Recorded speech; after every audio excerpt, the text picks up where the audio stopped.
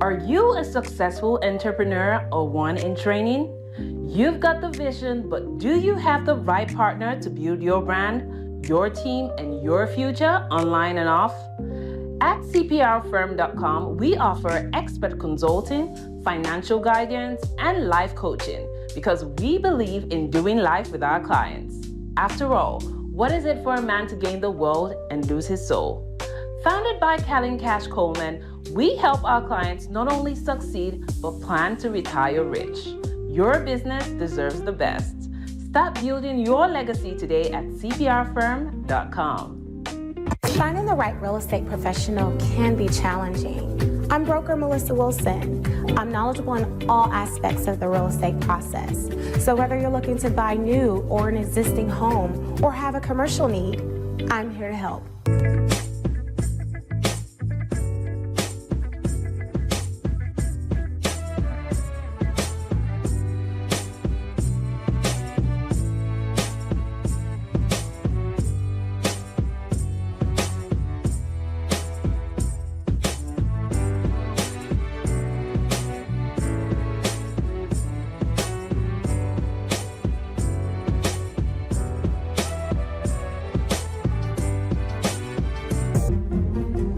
Make sure you pick up my two books that's in Amazon right now. The first one is Passive-Aggressive Racism and the System of White Supremacy. And I talk about in that particular book how the system of white supremacy really runs on our daily lives here in America. In our latest book, 7 Steps to Decolonize the Mind, we go through those steps to try to deprogram you from the system of white supremacy. Make sure you can pick up those books on Amazon.com.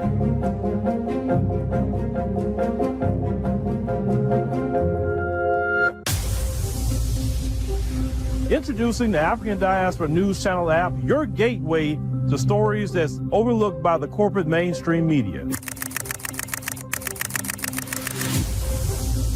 At African Diaspora News Channel, we cover stories that don't receive mainstream attention, and we serve as the voice to the global Black community.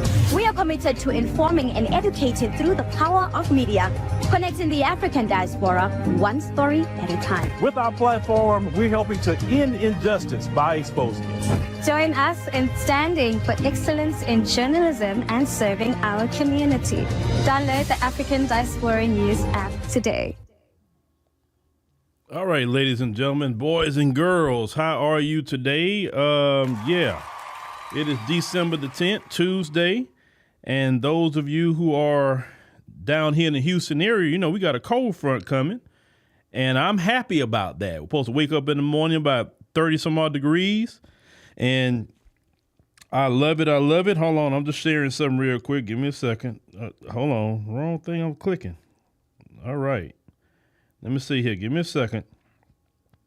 But I hope everybody, I know y'all in New York and Chicago, like, man, 30 degrees ain't crap, man. We play in that weather, but now it's good. I like when the weather drop like that. It's a beautiful thing. All right, so we're here.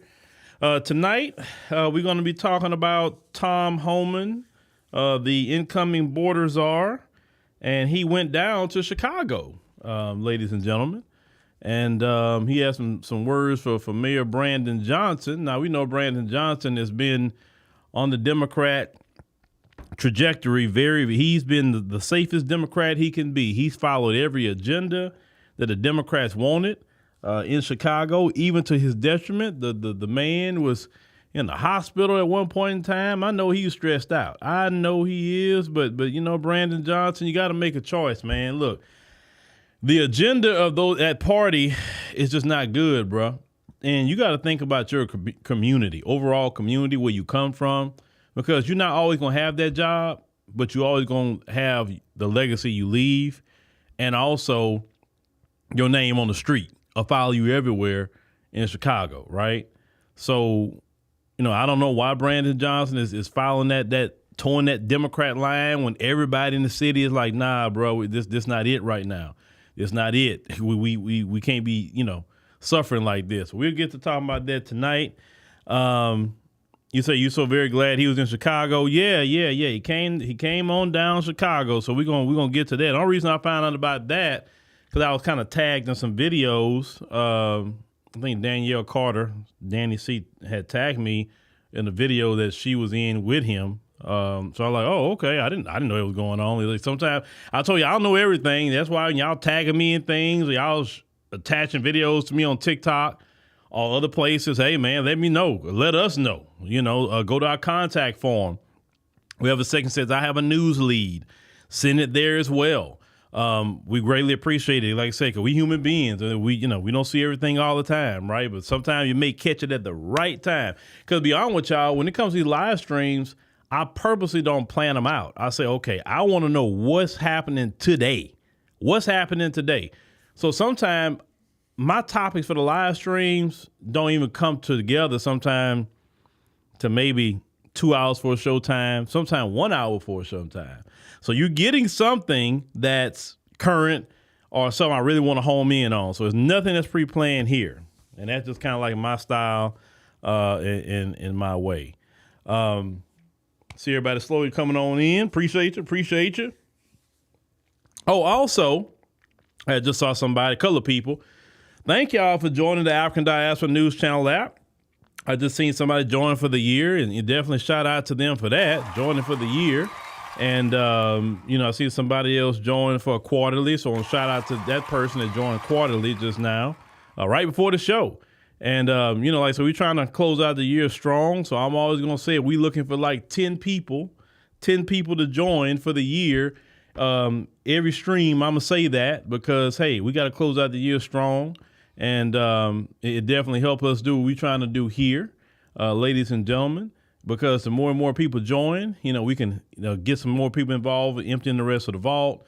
I'm getting calls. And listen, a lot of people are listening. They were hearing me saying about, not being told about certain events or invited to certain events. I've been getting calls and emails about certain events that I didn't know about.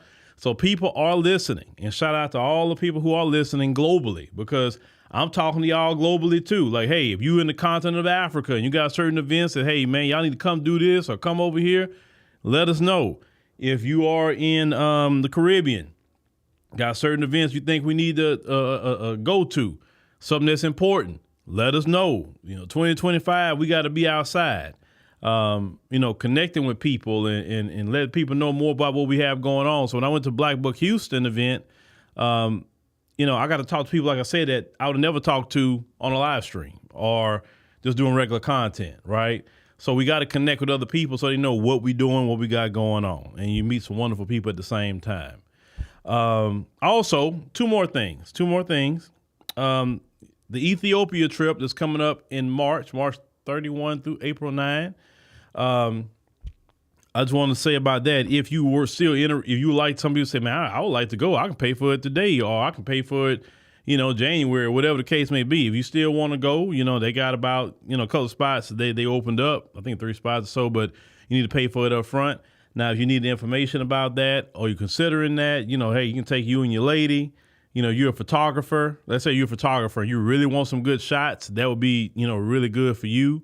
Especially if you're a photographer, because they got a lot of good things that you can take pictures of. I know some of y'all do stock footage, some of you stock footage people, that you set your camera up and do time lapses and sell your stuff. That trip would be good for some of y'all, who do that. Because a lot of people make money off of stock footage. And you can take a trip and enjoy yourself and also, hey, get some content done or something you could sell. So, you can go to our contact page and say, hey, man, what's the information to the Ethiopia trip? I got the money. I want to go. And then we can just, I'll send you to who you need to talk to about that. We are also discussing what's going to happen in 2025 as well with some of that. And we all look at the demand. If people want to go, we do it. If not, hey, we don't, and that's that. But one thing I have seen is always been a demand every single year for us to. And people love to go, man. And I don't know if anybody is still here who has went on any of the trips that they know with us. Everybody's always enjoyed themselves. They thought, said, man, this is something I never thought about. And then a lot of times from reports I've seen, some of y'all have went on your own. Like we went to Kenya. Some of y'all went back to Kenya. We went, South Africa. Some of y'all went back to South Africa, right? So, just the many places that we, kind of, have went with at least the group, they went on their own. So it's beautiful. It's beautiful. And I'm a firm believer of travel. Take your kids. Because I remember that one time, not this time, the first time, they had a big family, like husband, wife, and kids. All went to South Africa, had a good time. So, we would love to see that. All right, ladies and gentlemen, let's go ahead and get to, let me see, who we got tonight? Who I'm trying to think about. Oh, man. You know what? I'll do him tonight, and then we'll get started with the work here. So, I'll play this one. Give me a second. I probably did. I know. I would. Detective Thorpe, his brain was the size of a squirrel brain. So you could just tell him anything, he gonna go for it. You're right. At this time, the state's going to ask permission to treat Mr. Copeland as a hostile witness under pursuant to 24-6-611, Your Honor. Granted. Thank you. What that mean? Don't worry about it. That's just for her to understand how she can ask the questions. You just continue to answer them truthfully. Isn't it true that in this January 11, 2015 interview that you told Detective Thorpe that at Club Pusha on that Monday before Donovan Thomas was killed that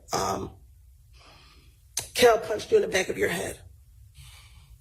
I don't recall what I told the detective. And is it I'm sorry. Sure. I don't recall what I told him specifically, however you pronounce it. Okay. And is it also true that after Kel punched you in the back of the head, then other people came and began jumping on you as well?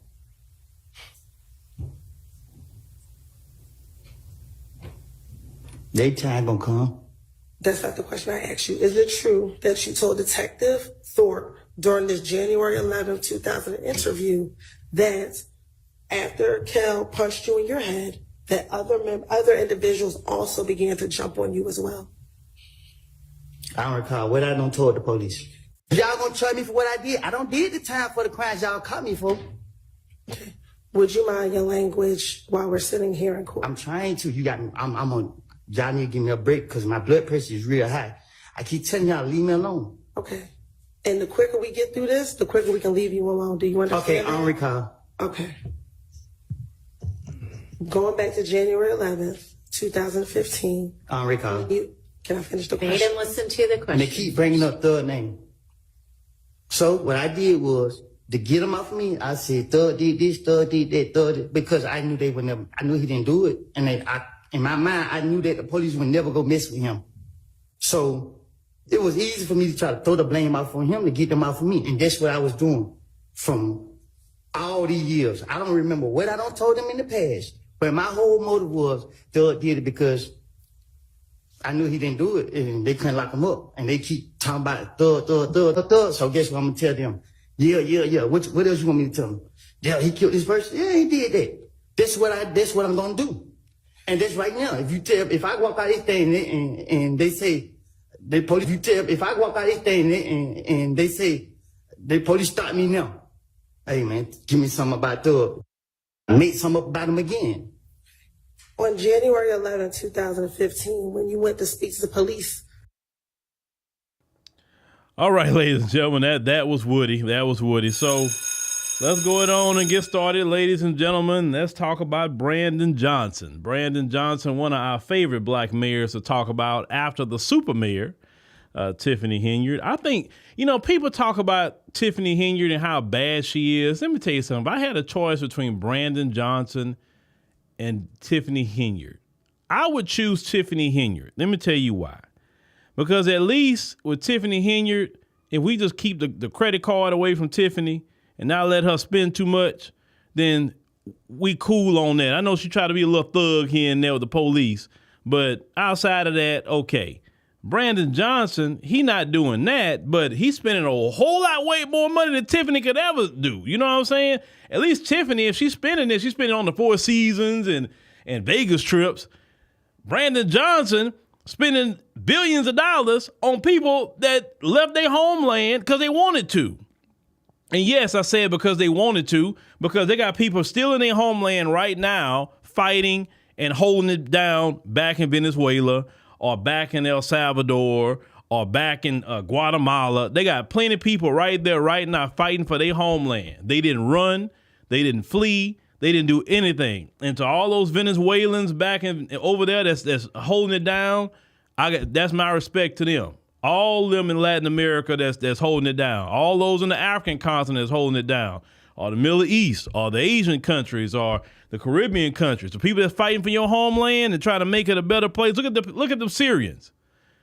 The Syrians, they've been fighting for 13 years. Now they say they happy they got Assad out or whatever, and that's the people that were standing and fighting for their homeland in Syria. You had these in Chicago. I'm glad I mentioned Chicago.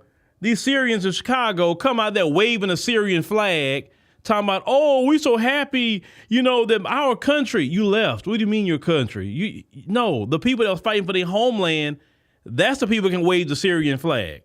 We talked about this in the meeting, and because I have, like people in the African continent that's on the team, I posed a question.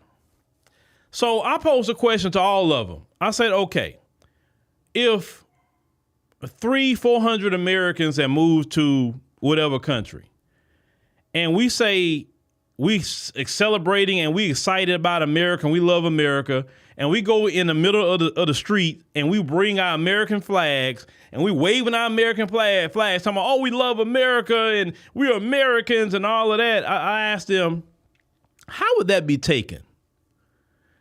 And the first thing I was hearing was, well, first of all, people would think of that as like, what they doing? Why are they doing that? This is kind of weird. Are they trying to take over? Like, what are they doing? Why are they in the middle of the street swinging another flag and they in this country? And I say, okay. I said, see, what y'all saying? That's how we've been thinking. Like, why are you in this country swinging another country's flag, talking about you love your country, and you're not there? So you here in America swinging a Syrian flag, those the Palestinians coming in swinging a Palestinian flag, but there are people in Palestine fighting every day to secure Palestine. But you right here talking about you love Palestine. Or you blocking the airport in America, you know what I'm saying? Talking about free Palestine. You free Palestine over there. You don't free it here. I don't know. I just don't have, I don't understand the concept of that, of swinging a foreign flag in another land. I don't get that. I would never go swing an American flag so hard in the middle of the street, block the traffic in whatever country, and talking about, oh, we love America, oh, do this about America. Like, no, you gonna fight for America, get your behind back to America and fight for America. I just never understood that. You know what I'm saying? So I'm glad, other people on the team kind of think like me, like, hey, that's kind of strange. What are y'all planning on doing? Why y'all doing that? All right. So I think Americans need to look more into that. All that swinging foreign flags so much. Like they quick to swing them flags. And then when you ask that question, why you swinging a foreign flag, so many foreign flags, like, just ask me that question. How do you love your country and you're not in it? I mean, they tell you, I love my country. I love this. I love that. And I'm like, okay, but you're here though. I'm trying to understand that.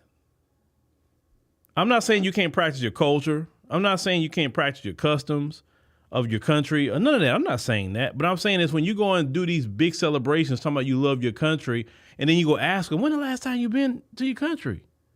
Oh, man, I never been. And sometimes it's sad when you've been to their country and they never been. They'll tell you, well, hold on, I've been to your country, you never been? And I'm an American? Well, I don't know about going over there, man. Like, okay, all right. That's just interesting to me. Oh, you say some of them say they might go back home. They're not going back home. They are not going back home. They're going to be here in America right with you. They're not going back. I promise you that. The majority of them that come here, they don't want to go back. They don't. The only one that had it right was Gaddafi. Gaddafi said, you can go to the Western world, get some education, but you got to come your behind right back to Libya and help build this up. That's the way it should be done. All right, so Brandon Johnson, let's get to him, because that was in his city, Chicago. Because last time I was in Chicago, they had a bunch of these people, Palestinian protesters, blocking all the traffic. Last time I was in Chicago, I seen that. I'm like, where these jokers come from? I didn't know where they came from. They came out of nowhere in downtown Chicago, swinging all them foreign flags.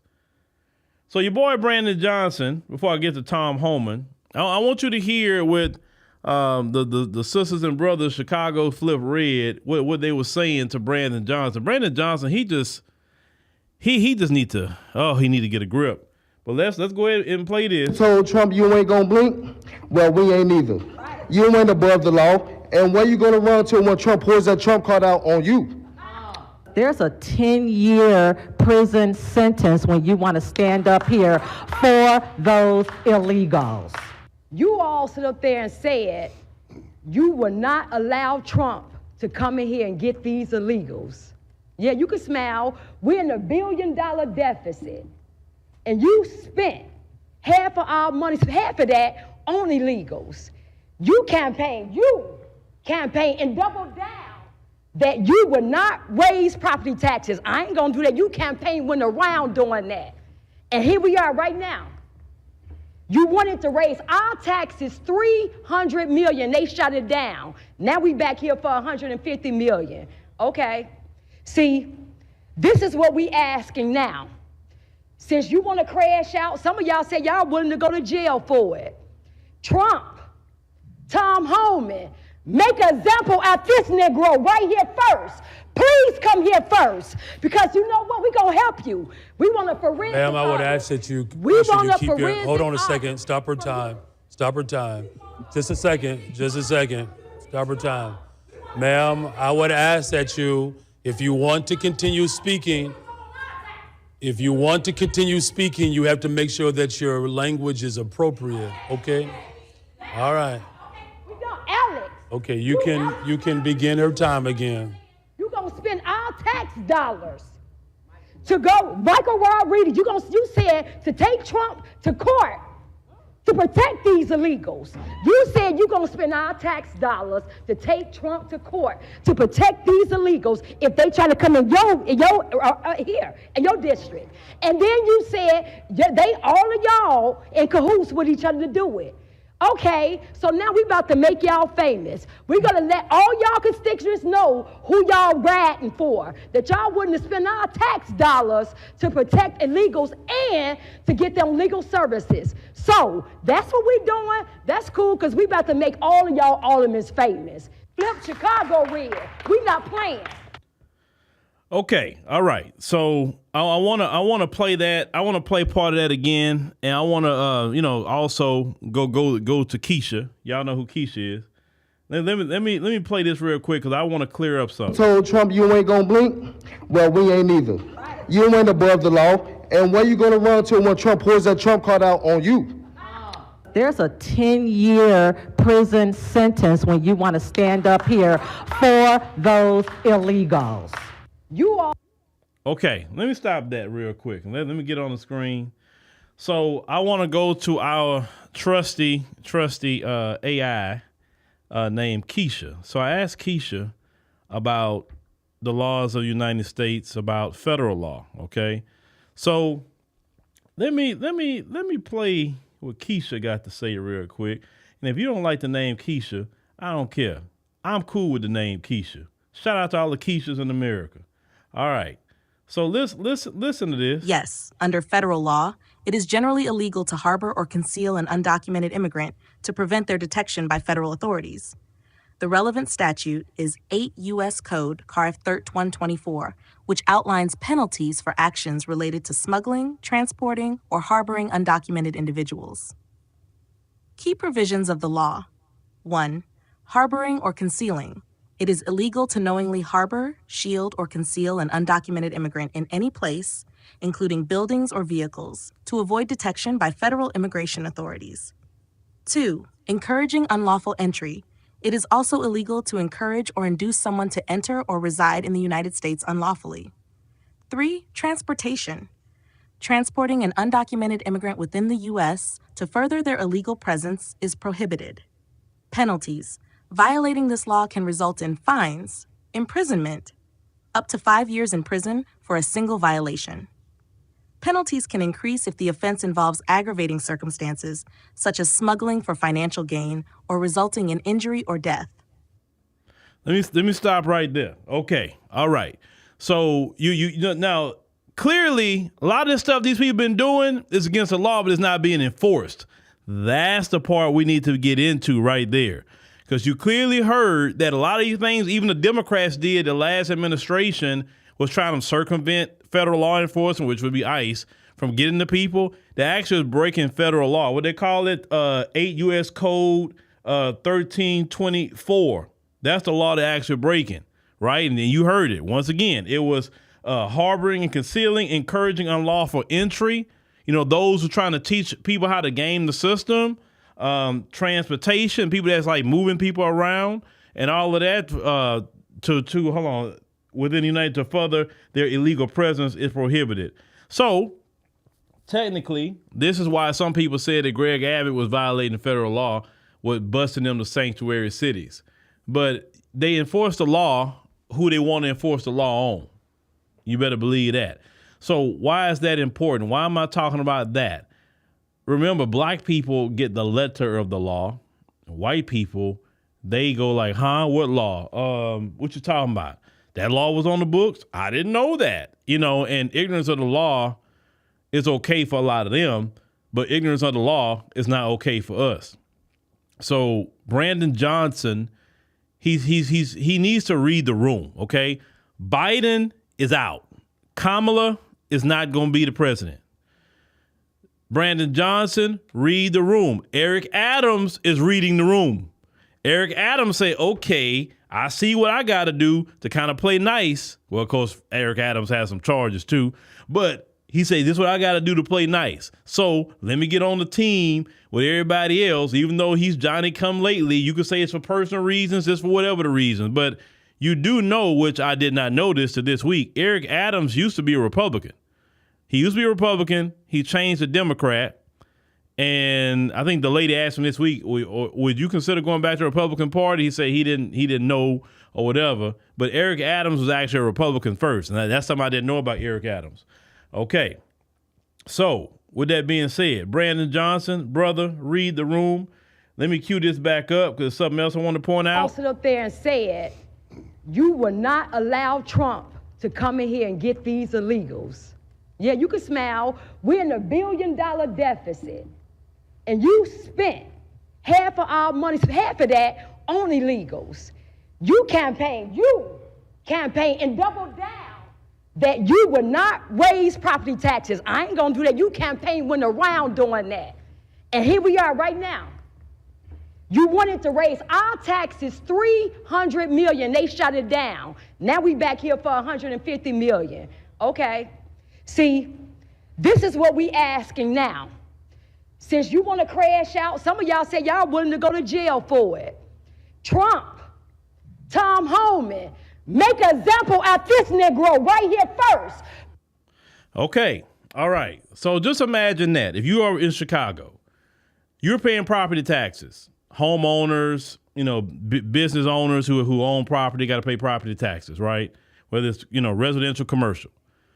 This man, Brandon Johnson, take your tax dollars, spend it on people that got a homeland, that love swinging their flag, right? They love swinging their flags. Those people that swing their flags, they taking your money out your back pocket and spending it on them. Then when Brandon Johnson squanders all your money, he turns around and say, well, I'm going to have to get about $300 million out of all y'all because I screwed up the money. So, yeah, this is what I want to do. Now, first of all, that's not right. That's not fair. And how is it that he even sleep good at night pissing people off like that? It like being a mayor. I know at times you got to make decisions that everybody may not like, but there's no reason to piss off the people that can put you back in office. There's no reason for that. Listen, when the people of Chicago voted for Brandon Johnson, they wanted Brandon Johnson to do for the residents of Chicago, not a bunch of foreign nationals who love their country and swinging their flags. I mean, seriously. And when these foreign nationals come in the street swinging their flags, the police don't surround them, but let black folks come out in the street swinging a Black Lives Matter flag. They pulling out the riot police. They pulling out every new toy they got in law enforcement. When black folks, if they was to show up with a Black Lives Matter flag, or if they had the Black American flag, you know, the red and black one, or they pull out the Juneteenth flag, or whatever flag we have, right? Or even the American flag. Here they come surrounding us, but they more threatened by American citizens who are black American citizens, FBAs, than these foreign nationals swinging foreign flags that had a lot of countries have ties to terrorism. And yeah, you got a bunch. And when that day I was in Chicago, and it was all of those Palestinian men out there swinging the flag, and I'm looking at them like really? And then they had the nerve to block the traffic, was daring people to try to go around them, swinging a foreign flag. Instead of worrying about that sort of thing, they want to surround black folks, and we come out there and really fight for some justice in our homeland. We're not talking about justice nowhere else but here, right? At least for right now. But Brandon Johnson, bro, who you taking orders from, man? Who you taking orders from? Because clearly you seem like you a puppet and you're mindless. And like, bro, whatever they were paying you, because clearly you're getting paid by some entity, whatever they paying you, is it really worth it, brother? Is it worth it? To have everybody on your head like that, bro? Like, come on. Like, if it was me, I would punt that to the governor. I say, man, that's the governor, and I would do everything I can to throw it on Pritzker. I wouldn't want nothing to do with it. Because you're not about to run me ragged. You ain't about to give me more gray hair than what I already got. You're not about to ruin my health with all these people yelling at me all day. No. I'll put that right in Pritzker's lap. I'll call him and say, look, man, this stuff here with these migrants, I'm done. I'm not spending a dime on them no more. Matter of fact, I'm going to bust them up there to you because you got the resources. You help them. Because I can't help them no more. It doesn't make any kind of sense. You got people yelling at you 24/7. Please come here first, because you know what? We're going to help you. We want a forensic Ma'am, I would ask that you keep your... Hold on a second. Stop her time. Just a second. Stop her time.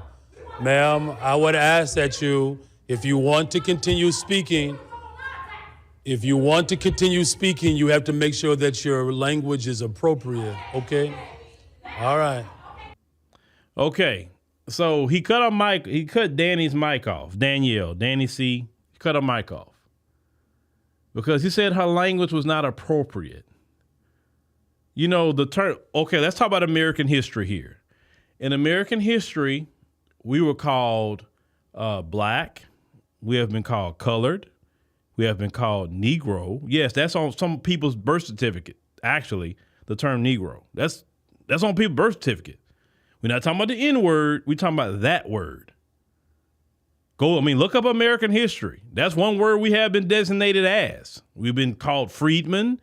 There's a whole lot of things that we have been called, FBAs.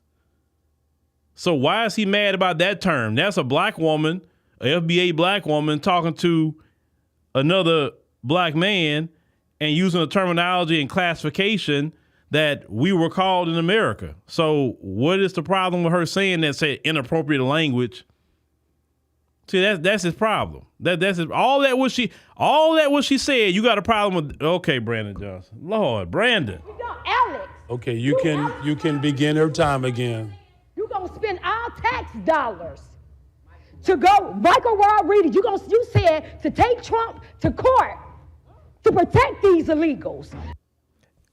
That part right there. Now, you know, a lot of these, including Pritzker, in Illinois, they have a bunch of Democrat mayors and governors are getting together right now to build legal funds to go against Trump for mass deportation or anything Trump's trying to do to protect the United States of America from foreign nationals.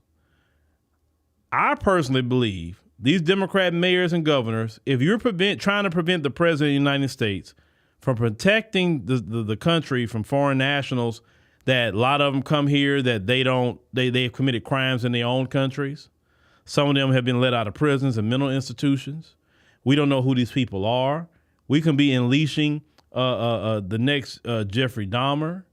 We can be unleashing the next Ted Bundy or whoever else from these countries in America.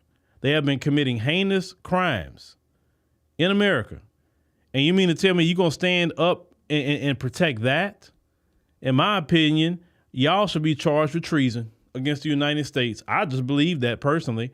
Wow, you're taking taxpayer dollars like if you take taxpayer dollars and create a fund to fight against Trump, not for doing something against the American people, but for foreign nationals, then why aren't y'all going to jail for misuse of public funds? Like old girl in Boston, she got arrested for that because she did y'all don't know if y'all heard about that. Tania Fernandez Anderson, she was probably one of the only black city council members, but she's a black immigrant or whatever.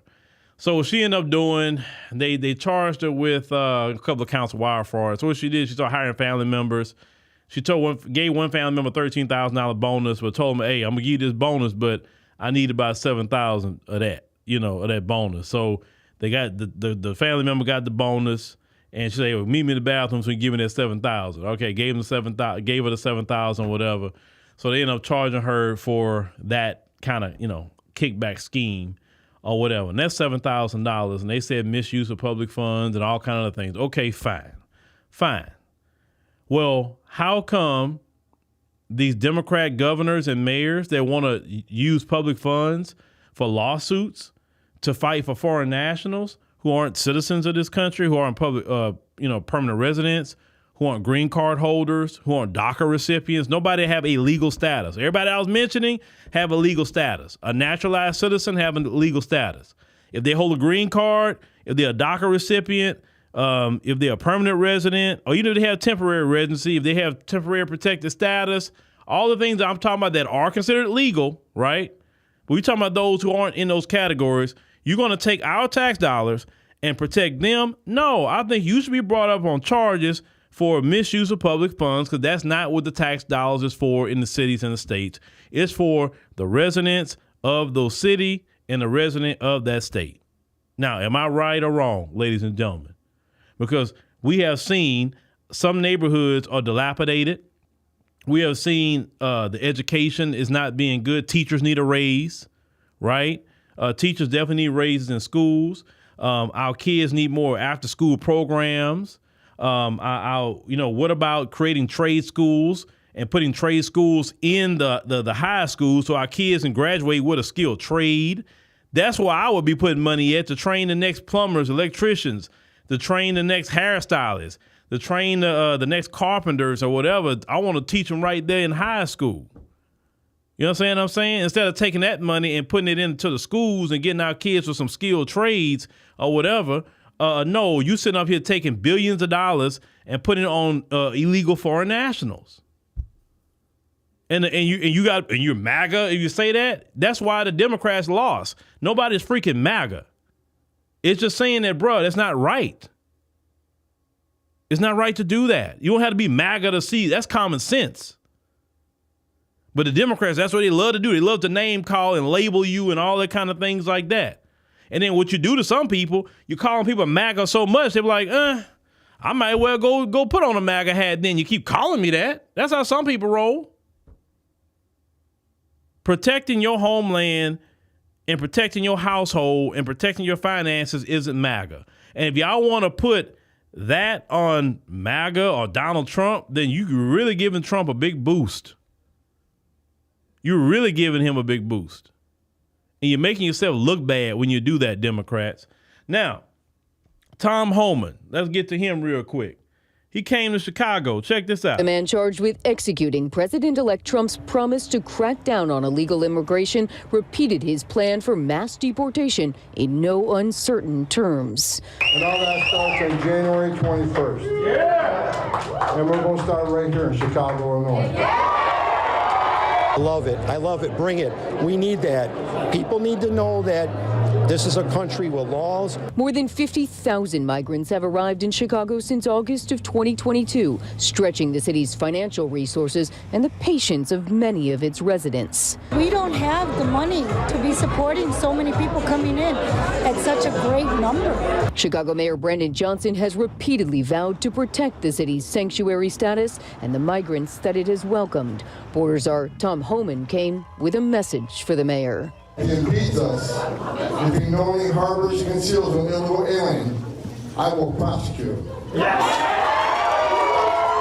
And while if he knowingly harbors and conceals an illegal alien, I will prosecute him. If he knowingly harbors and conceals an illegal alien, I will prosecute him. And while Homan says there are no plans for family separation, President Trump's immigration surrogate offered this blunt take. You can either take the child home with you, or they can stay here. But you don't get a pass. All right, there you go. Tom Homan say he gonna prosecute Brandon Johnson if he's standing his way. Well, Brandon Johnson, look, Brandon Johnson ain't worth all that, bro. And nobody would see. This is the thing, Brandon Johnson. You kind of fell out with the black community. So if they want to put some charges on you, nobody's going to say anything. That's the thing. Nobody's going to say nothing, bro. Like, Brandon, stop what you're doing, brother. I don't want to see nothing bad happen to you. You're a fellow black man like me. I want you to be successful. I want you to do right. Brother, I want you to turn it around. If you could wake up tomorrow morning and start talking like your fellow brother Eric Adams over there in New York, I start supporting you at that point. So, okay, he see the light. He turning it around. Fine. But listen, Brandon Johnson, is it really worth it going to any kind of federal trial or whatever over illegal foreign nationals? I'm sorry. It ain't worth it to me. I'm not going to sit up there and risk my freedom for the Democrat Party, Republican Party, no party. I'm not going to risk my freedom for no illegal foreign nationals. They ain't happening. If I'm going to risk my freedom, it's going to be for justice. It's going to be for I'm fighting to avenge some evil that happened. And at that point, I don't care if I'm fighting to avenge. But it's not worth it, brother. It's not worth it. I don't understand why black people, like Danny say, got to crash out, basically crashing out for the Democrats. I don't get that. The crash out. It don't make sense. Why do we as a community got to be the crash dummies for everybody else? But check this out. When other groups, Brandon Johnson, get in office, they do not risk their freedom or get bad off of their community for the likes of black folk. When have y'all seen Asians risk everything and go be on the outs of their community for black folk? When have you seen Hispanic politicians risk it all, even the threat of jail for black folk? When have you seen East Indians risk it all, be on the outs of their own community, have their community yelling and screaming at them for black folk? You sure ain't seen white folk do it.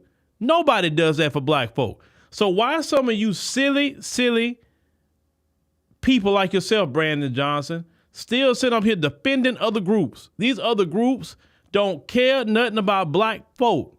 How many times people got to tell y'all silly behind that?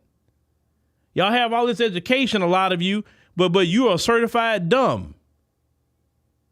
You just because you can take a test and pass it and remember it and put it on the test and get 100 or whatever doesn't make you smart, bruh. It really don't.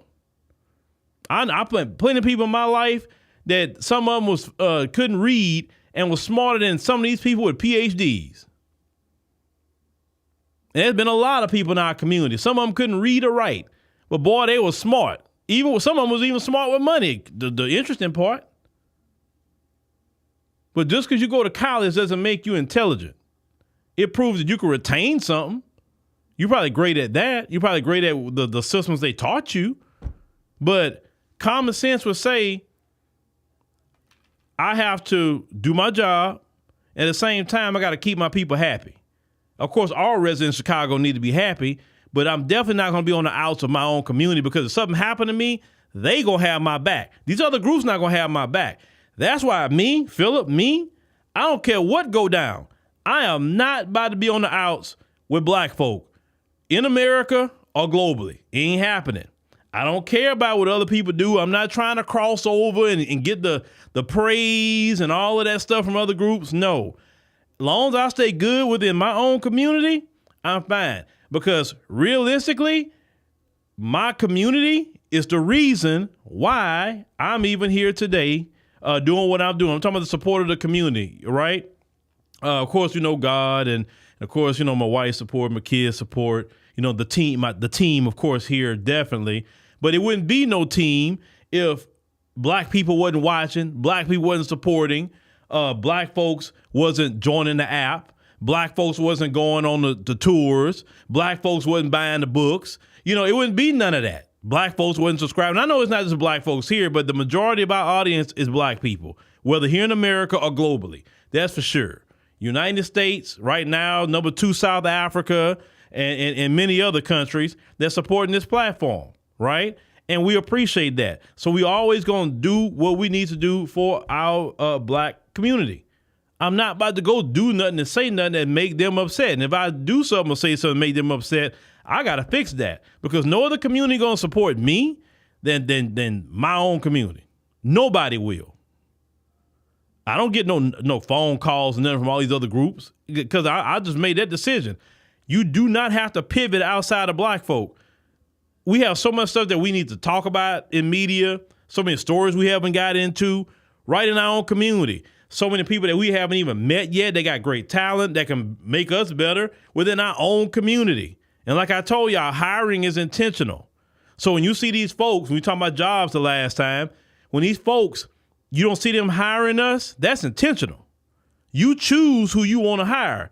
You can have 1 million people, but you choose who you want to hire, bruh. You choose that. And we bring people in here, it's intentional who we want to bring in here for a set goal. But Brandon Johnson, you messing up, bruh, because what if you get voted out of office, then what you gonna do? Who gonna really support you, Brandon Johnson? The Democrat Party has a they're not loyal, man. They're not loyal.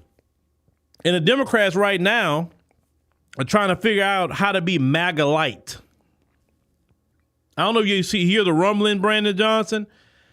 They're trying to figure out how they can be MAGA, but in a softer way. And they feel that they got to be exactly like the worst part of the Republican Party. Because yes, you still have a white supremacist, racist wing there. I'm not saying all Republicans feel that way. That's not what I'm saying. But you do have racists, or when you got racists in the Democrats too. So let's not be that, because hey, look at people like Gavin Newsom over there. They may not call you a name or whatever, but when it comes to trying to get something for black folk, people like Gavin Newsom sabotage it. Every time we try to get something done, that's been the story of black America anyway, sabotage, economic sabotage. And the greatest sabotage we ever had is through the Democrat Party.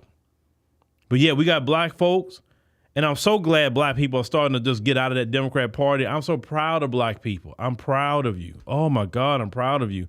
More and more in you every day. And listen, let me tell y'all something. The Democrats are nervous, okay? Let me tell you why the Democrats are nervous. The Democrats are nervous because that hole they had with the voice of black Americans, that's what made the Democrats the most popular. If you got black Americans in your party and you are carrying the banner of Democrat and everybody's a Democrat, you got the fly-ass people in your party, that make people want to be Democrats. Because black Americans, they remember we are the culture. And the moment we get up and move away from you, let's say some people want to be Republicans, right? So if they be a Republican, that's going to attract more people to Republicans because who are they seeing? They're seeing black people there. And that's the thing. Black people they seeing that's not shucking and jiving and bootlicking. Because, see, they can be okay with it if you're shucking and jiving and bootlicking. You know what I'm saying? But when they see people that's not bootlicking actually talking about some conservative stuff. Like, whoa. Hold on. Jesse Lee Peterson, we cool with that, but hold on. You over there? No, because you're going to attract some other black people. And when you start seeing more black women, because even they say, oh, yeah, them black men, yeah, that's fine. But when black women start going and you hearing more black women speak up and more black women speak out, now the Democrats are nervous. Because they say, shoot, that's the ones we did not want to go over there. Because if they start going over there or they start talking about being independent or talking about whatever, we are in trouble. We really will not win. You understand? Because one thing I know about black women is very good at organizing. They're very great at that. Black women are very intelligent. They're very intelligent people. And the Democrats have misused black women for so long. They treat black women like the help in the Democrat Party. You understand? When it was time to select a real black woman, remember, there was a lot of black women. Let me see if I can pull that up. Hold on. Who's on that Biden short list? Hold on. Let me see if I can pull that up while I'm thinking about it. Let me call the names out. Who's on that Biden? Let's see. Biden. Hold on. It just popped in my head. Short list. Just give me a second, because I know I can find it.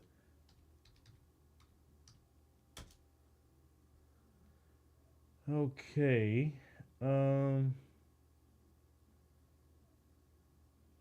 me see here. All right, Al Jazeera. There we go. Shout out to Al Jazeera. Let me see here. Let me get down here. Let me see. Michelle, Susan Rand. Okay.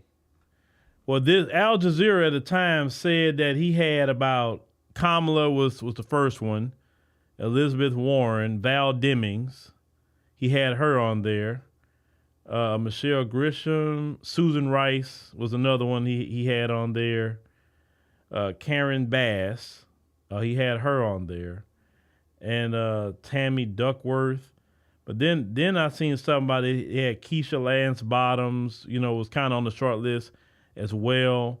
So, of course, we know the history is he selected Kamala and everything, and everything was downhill from there.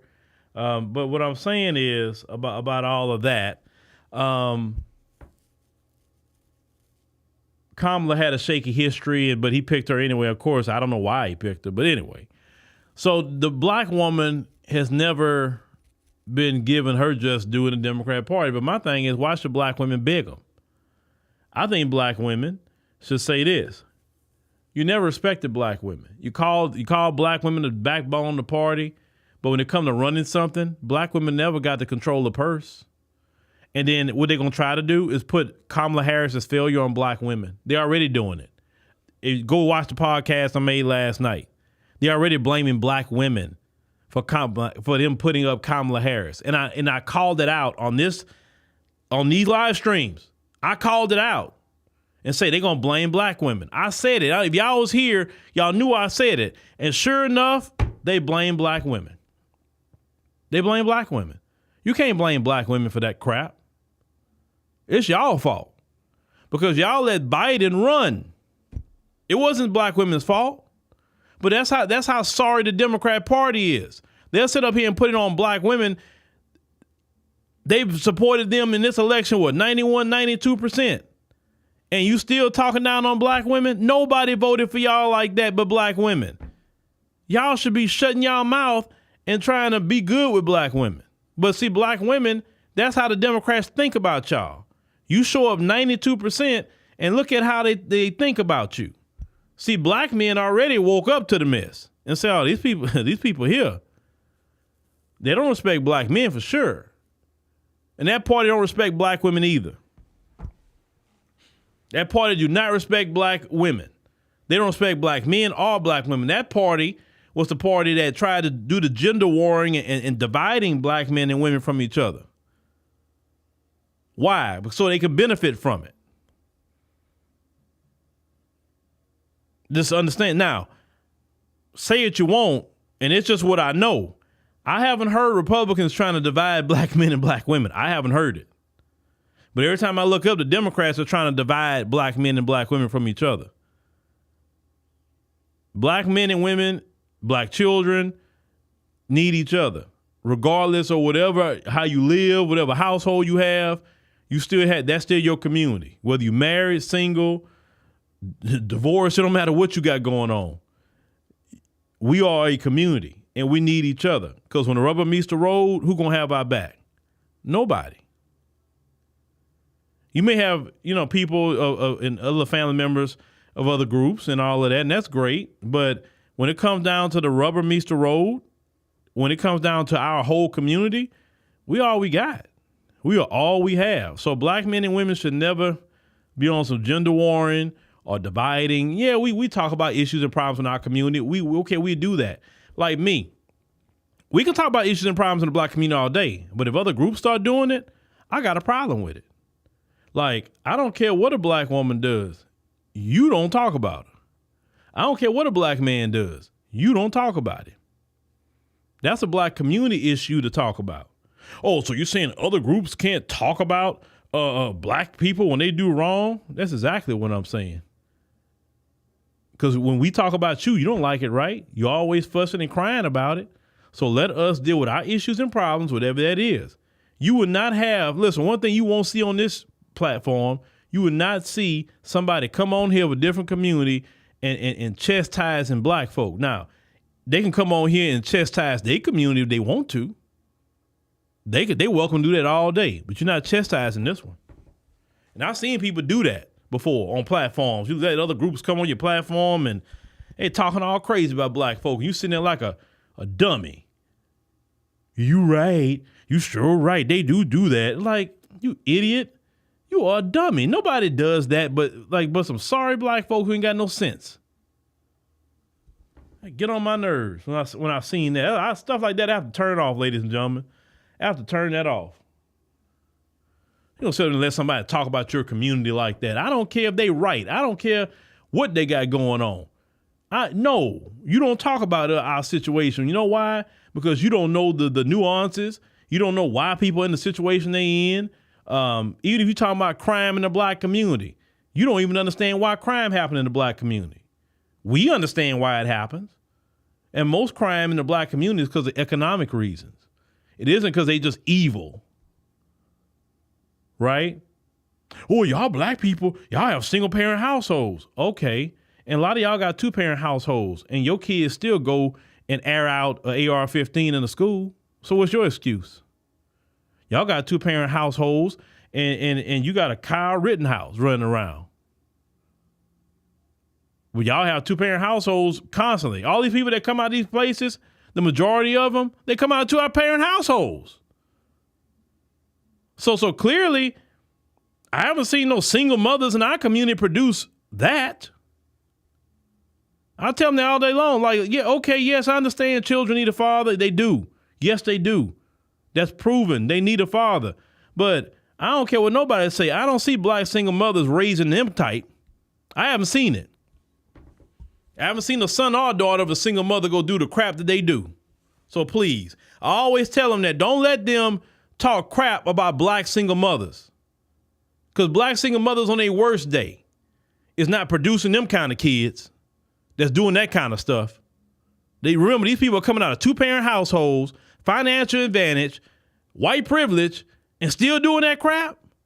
But yet the people that don't have no advantage, everything is against us, and we're not doing it. So that's why I say I don't like other groups talking about us like they all got an authority on something. I'm like, no. Let's talk about your community. Let's talk about what you got going on.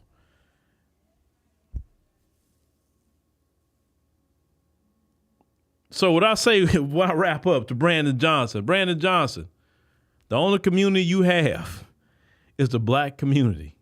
The Democrat Party isn't worth being on the outs with your community. One thing about black folks, Brandon Johnson, listen to me. I know him. You can mess up, and black people will forgive you, okay? You can mess up for a while. Black people will forgive you. If you come back and say, yeah, I was wrong, I shouldn't have did that, but I'm going to make it right. Black people will give you a chance. But when you do too much And black people say, all right, I'm done with you. They're done.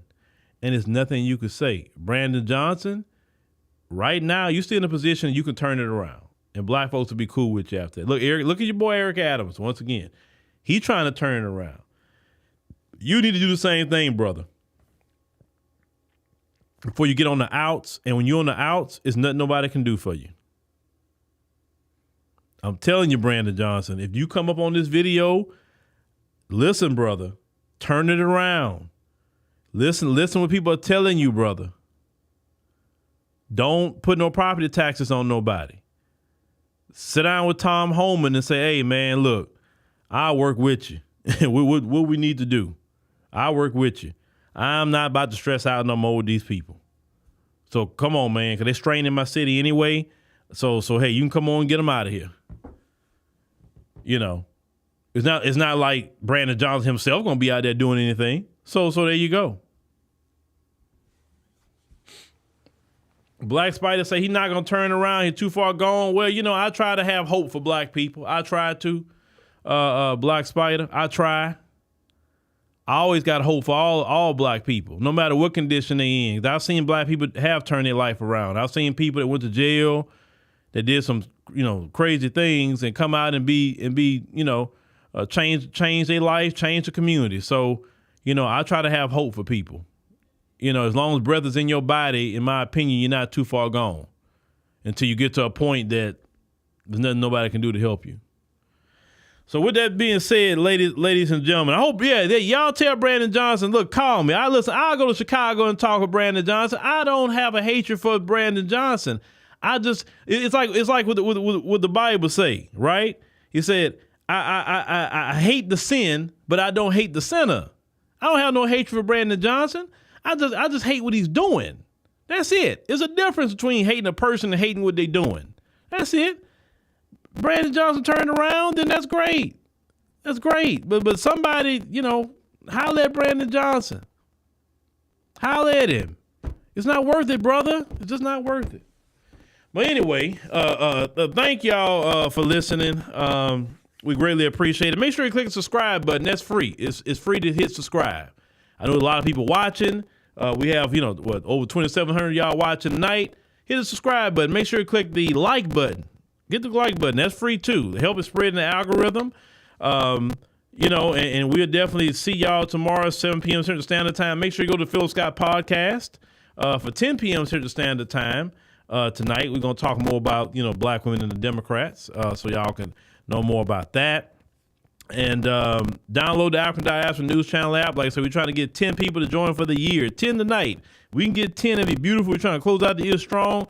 We'll see y'all tomorrow night at 7 p.m. Central Standard Time. Tomorrow, Sister Vicky will be here at 1 p.m. Central Standard Time. So make sure you come back to join for Vicky at 1 p.m. And I'll be back at 7. And watch everybody that's on the platform. Of course, Sister Demetria, Wanga, everybody. We got constant stories coming out from all over the world that's important.